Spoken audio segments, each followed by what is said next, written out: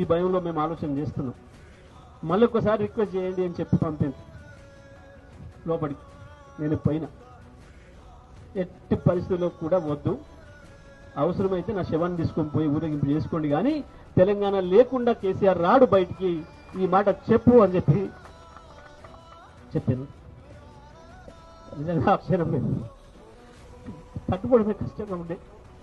ఇక రాడేమో, వాళ్ళు రారు, ఇంకో గంట 2 గంటలు అయితే ఉండడు కేసీఆర్, మాకన్న భయం.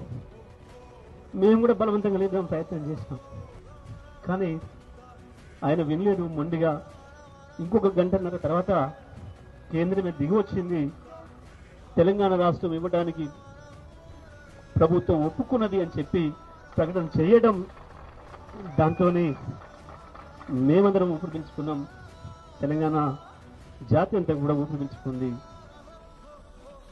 అది తెలంగాణ పుట్టడానికి, ఈ ప్రపంచ పటంలో తెలంగాణకు ఒక భౌగోళిక స్వరూపం రావడానికి కారణం కేసీఆర్ దీక్ష తప్ప ఇంకోటి ఏది కాదు.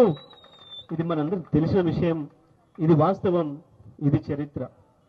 కానీ కొంతమంది దుర్మార్గులు